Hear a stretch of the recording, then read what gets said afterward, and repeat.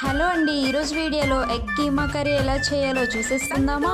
Oil heat అయ్యాక cut చేసి పెట్టుకున్న ఆనియన్స్, పచ్చిమిర్చి, కరివేపాకు వేసుకొని దానిలో కొంచెం సాల్ట్ వేసుకొని గోల్డెన్ బ్రౌన్ కలర్ వచ్చే వరకు ఫ్రై చేసుకోవాలి. ఇప్పుడు దానిలోనే కొంచెం అల్లం వెల్లుల్లి పేస్ట్ కూడా వేసుకొని ఫ్రై అవ్వనివ్వాలి. ఇప్పుడు సన్నగా కట్ చేసి పెట్టుకునే టమాటో ముక్కలు కూడా వేసి బాగా ఫ్రై అవ్వనిచ్చి కొంచెం పసుపు వేసుకొని మూత పెట్టుకోవాలి.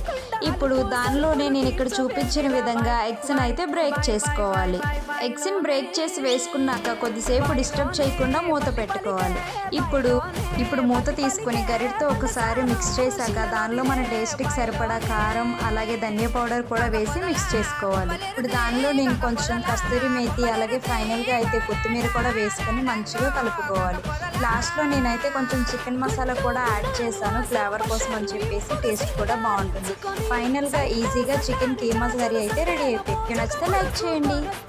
Please subscribe my channel.